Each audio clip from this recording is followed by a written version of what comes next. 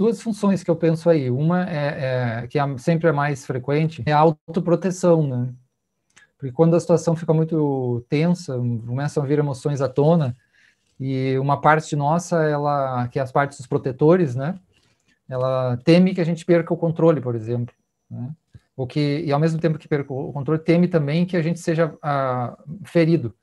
E que a nossa parte ferida, que, né, tem a ver com as nossas histórias pregressas, né, de criança, etc., ela seja ativada, seja ferida novamente, né?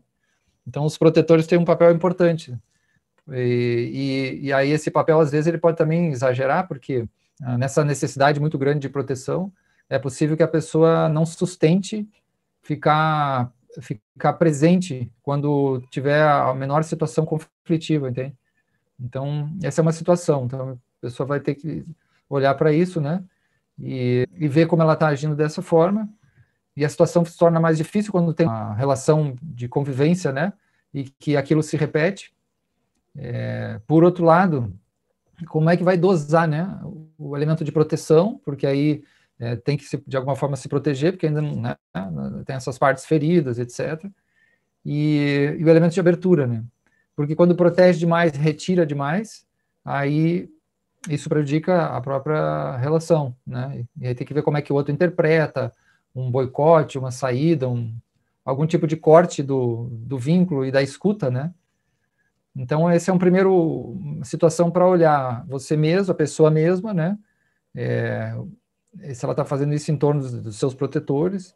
E depois aí ela vai ter que olhar se ela também se dispôs, né, se colocar na relação, né, e se ela, porque senão, se ficar só fugindo muito, porque lembra que uma das formas de comportamento de lidar é aquele que é o ataque, né, a culpabilização, e tem um que é mais de ficar fugindo, né, e todos são compreensíveis porque todos são defesas, isso é importante. Então, eu olhar e aí perceber que eu estou me defendendo e fazer acolhimento da minha parte defensiva, né? E olhar para a parte mais frágil, sempre tentando a partir do seu self, né? Do dimensão mais central, olhando para essas partes, né? E esse vai ser aquele trabalho que a gente falou de autoempatia, etc., né? Aí vem a questão da relação com o outro. Quer dizer, eu já tentei, já fiz aquilo que eu podia, digamos assim, né? Está dentro dos meus limites, e eu estou sentindo que essa comunicação, essa forma tentativa, está começando a me ferir para além da minha estabilidade que eu possa dar conta naquele momento. Então, aí, de fato, eu precisaria sair. Mas eu posso comunicar para o outro, né? Lembra da transparência, que eu dizer, olha, essa forma eu tenho tentado, né, não está boa para mim, isso me fere porque eu não posso lidar, etc. A gente assume a responsabilidade pela gente, né? E aí diz para o outro que não dá, né? Então fica mais, esse aspecto fica mais verdadeiro, mais transparente, né? Porque você tentou e você está se colocando, né? E o outro, digamos que ele não consegue chegar, né? Não consegue abrir algo, ele continua muito estratégico ainda, né? E aí, claro, a gente sabe que ele está se defendendo, ele está usando o formato dos condicionamentos que ele criou para sobreviver. E às vezes ele tem uma aparência muito forte, né?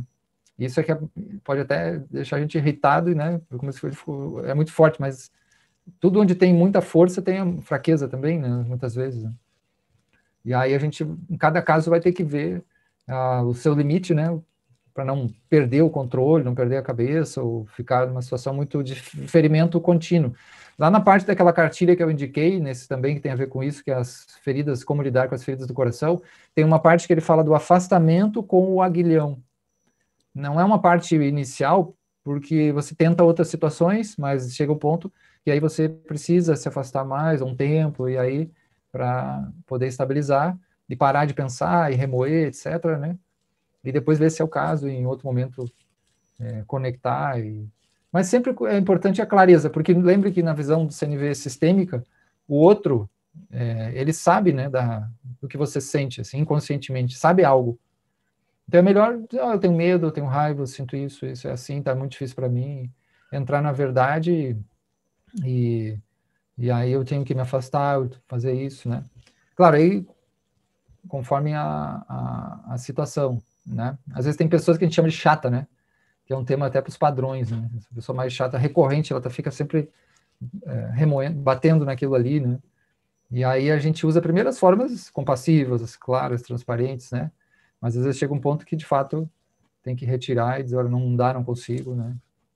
E, e pessoas, por exemplo, que têm um alto grau de dependência também, né? Elas ficam, tipo assim, sufocando, né?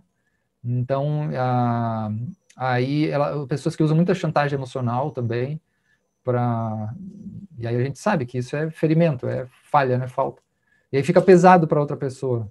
Então, é importante que a outra pessoa também possa dizer, olha, eu tenho o meu limite, não dá, não posso dar, e fazer e cortar algo, né? Nesse aspecto.